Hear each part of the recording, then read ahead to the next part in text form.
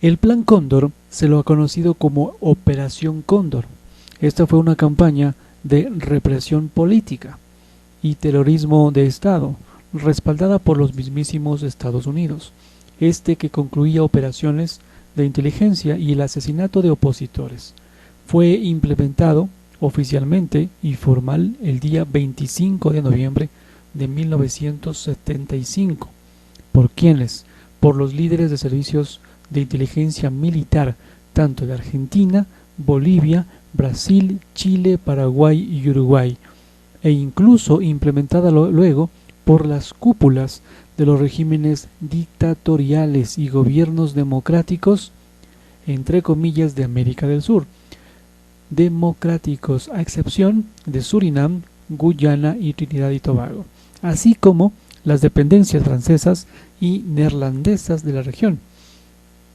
Diversas fuentes han señalado también la participación secundaria, indirecta o esporádica en el Plan Cóndor de autoridades como Colombia, Ecuador y Perú.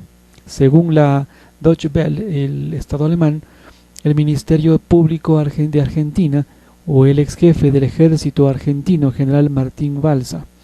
A pesar de que algunas fuentes han afirmado la participación esporádica de Venezuela en el Plan Cóndor, el país mostró su rechazo y oposición a esta operación en muchas oportunidades, y durante su vigencia se ha convertido en uno de los principales destinos para los exiliados de las dictaduras en el Cono Sur.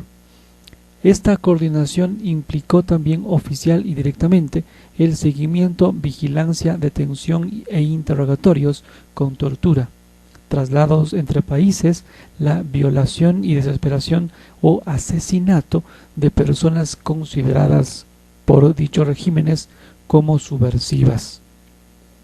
El orden instaurado o contrarias a su política o ideología. El Plan Cóndor se constituyó en una organización clandestina internacional para la estrategia del terrorismo de Estado, que instrumentó el asesinato y desaparición de decenas de miles de opositores a las mencionadas dictaduras, la mayoría de ellos pertenecientes a movimientos de la izquierda política. El periodismo, el sindicalismo, las agrupaciones estudiantiles, la docencia, el periodismo, el campo artístico, la teología de la liberación y el movimiento de derechos humanos. Los llamados archivos del terror, hallados en Paraguay por allá en 1992, dan la cifra de 50.000 personas asesinadas, 30.000 desaparecidas y 400.000 encarceladas. El Plan Cóndor se ha producido en el marco de la estrategia de Estados Unidos en la Guerra Fría, guiada por la doctrina de la doctrina de la seguridad nacional, promoviendo las dictaduras, con este fin de suprimir o reprimir a sectores políticos, democráticos, populares, de izquierda o nacionalistas, así como organizaciones juveniles, sindicales, religiosas, barriales y campesinas, e impulsar un nuevo modelo económico centrado en desmantelar el poder del Estado en la economía y en dar beneficios a sectores privilegiados tanto nacionales como transnacionales. Antes y durante la vigencia de este Plan Cóndor u Operación Cóndor, el gobierno de los Estados Unidos en aquel entonces, en el marco de la doctrina de su seguridad nacional DSN, la doctrina de Nixon y la acción de la Escuela de las Américas, ha proporcionado planificación, coordinación, formación sobre métodos de tortura y terrorismo de Estado, apoyo técnico y suministró ayuda militar a grupos golpistas y juntas militares. Durante las administraciones de Nixon, que fue entre 1969 a 1974, Ford entre 1974 a 1977, Carter entre 1977 y 1981 y Reagan entre 1981 a 1989. Este apoyo para violaciones de los derechos humanos se canalizó con frecuencia a través de la CIA, y de la Escuela de las Américas. Durante la Operación Cóndor, los países democráticos, entre comillas, de la región mostraron su rechazo y oposición, ofreciendo asilo a perseguidos políticos y recibiendo a miles de exiliados de las dictaduras. El Congreso de Venezuela condenó el golpe de Estado en Chile en 1973 contra Salvador Allende, y en 1976 en Venezuela rompió relaciones diplomáticas con la dictadura militar en Uruguay. Venezuela se ha convertido en uno de los principales destinos para exiliados de las dictaduras en el Cono Sur, recibiendo entre 8.000 y 9.000 exiliados uruguayos, alrededor de 11.000 y 15.000 exiliados argentinos y un total de 80.000 exiliados chilenos. Revisemos los antecedentes. Con el antecedente del decreto Nacht and Nebel en Alemania nazi y similitudes con la estrategia de la tensión utilizada en Italia en los años 1970, la doctrina encarnada de la Operación Cóndor surgiría, según la profesora estadounidense Joan Patrice McSherry, Long Island University, en la década de 1960, en la Escuela de las Américas, y las conferencias de ejércitos americanos, en las cuales Estados Unidos enseña a oficiales latinoamericanos instruidos en ellas acciones preventivas, torturas en la región. Por otra parte, conviene destacar el contexto en que se pone en marcha la Operación Cóndor. A mediados de 1970, tras una serie de golpes de Estado, se cuenta con una verdadera red de dictaduras en el Cono Sur y en América Latina. Destacando en Paraguay, el general Alfredo Stroessner llegaría al poder en 1954 tras un golpe de Estado. En Brasil, los militares derrocan en 1964 al gobierno democrático de João Goulart. En Bolivia, el general Hugo Banzer llegaría al poder en 1971 después de una serie de golpes de Estado.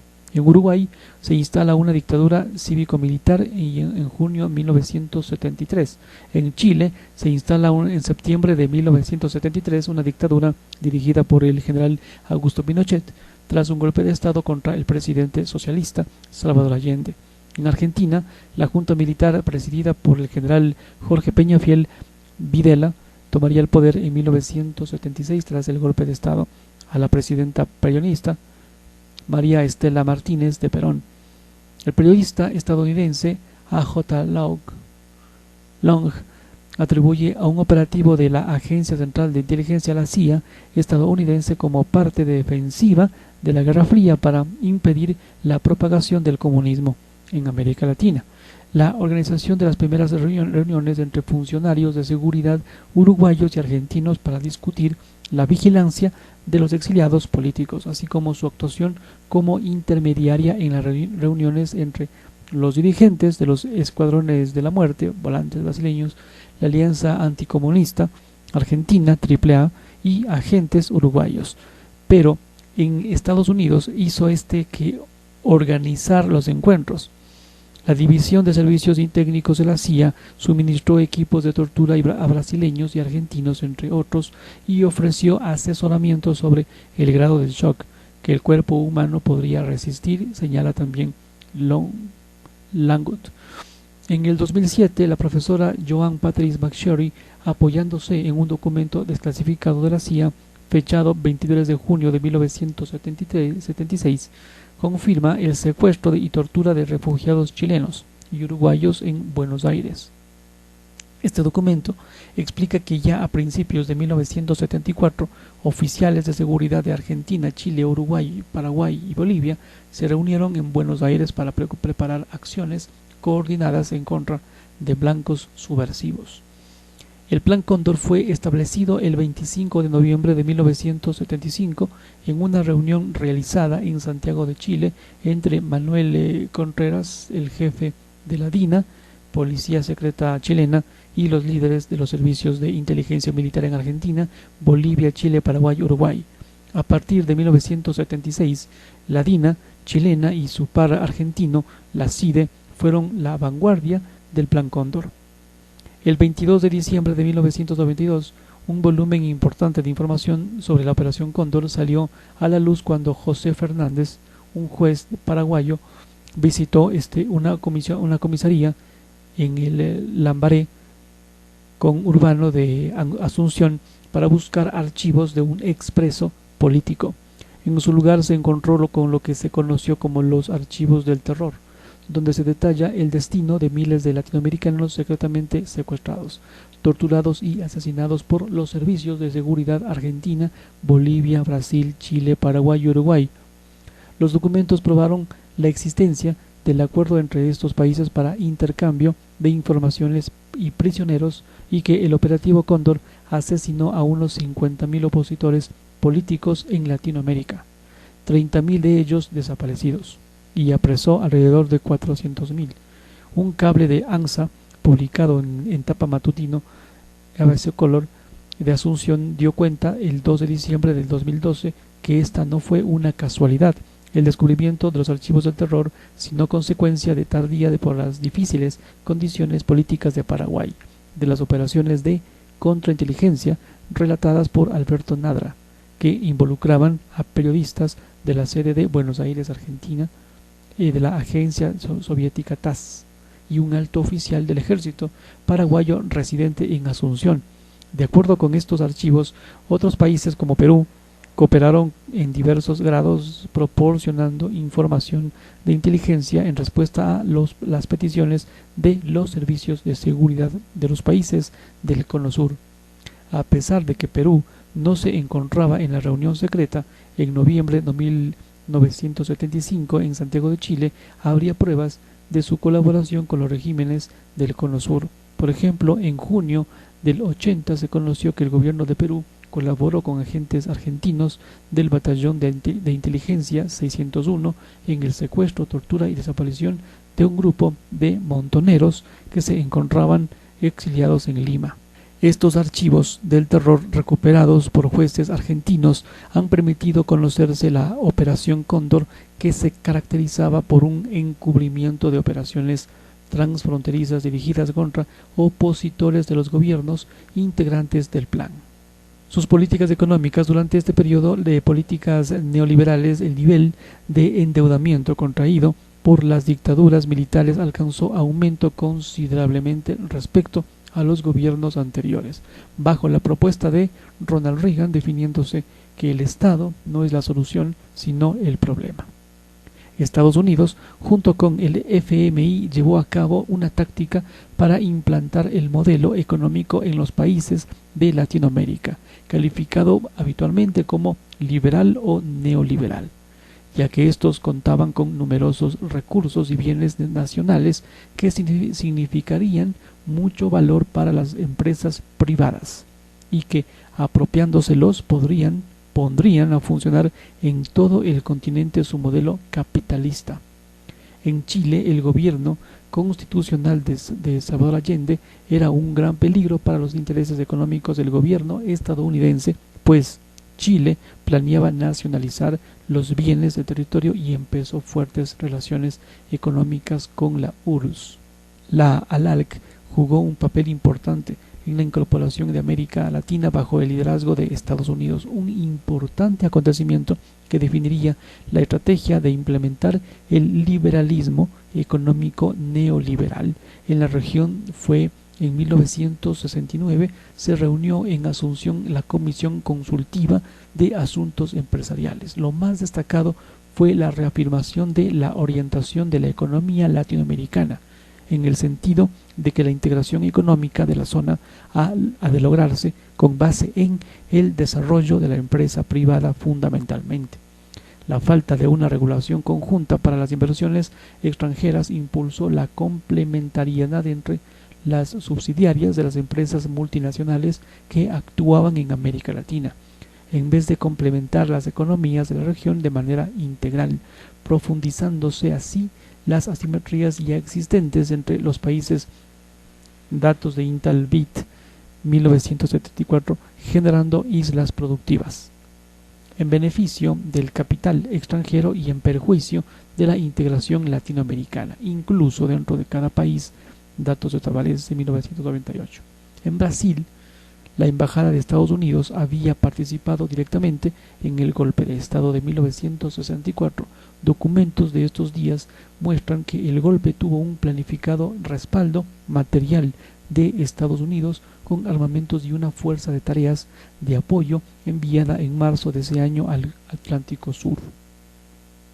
La desnacionalización de la economía por parte del gobierno de Castelo Branco dejó en condiciones inferiores a las fábricas del capital nacional, pues la Instrucción 289 de principios de 1965 permitiría a empresas extranjeras obtener préstamos fuera de fronteras de 7 a 8% de interés, mientras que las empresas nacionales pagaban cerca del 50% de interés por los créditos. Roberto de Oliveira Campos, ministro de Planeamiento de la dictadura y artífice de la política del FMI en Brasil, justificó su política sosteniendo que, obviamente, el mundo es desigual y hay quien nace inteligente y hay quien nace tonto. Hay quien nace atleta y hay quien nace tullido. El mundo se compone de pequeñas y grandes empresas. Unos mueren temprano en el primor de su vida, otros se arrastran criminalmente por una larga existencia inútil. Hay una desigualdad básica fundamental en la naturaleza humana, en la condición de las cosas, y a esto no escapa el mecanismo del crédito. Postular que las empresas nacionales deben tener el mismo acceso que las empresas extranjeras al crédito extranjero es simplemente desconocer las realidades básicas de las economías. Bolivia se veía acorralada por las condiciones puestas por los organismos internacionales y créditos de Estados Unidos, pues él le negaba a Bolivia aceptar ofertas de la URSS, Checoslovaquia y Polonia para la creación de una industria petroquímica que ayudase a dicha nación. Ante esto, Bolivia se vio obligada a aceptar e importar productos exclusivamente de Estados Unidos.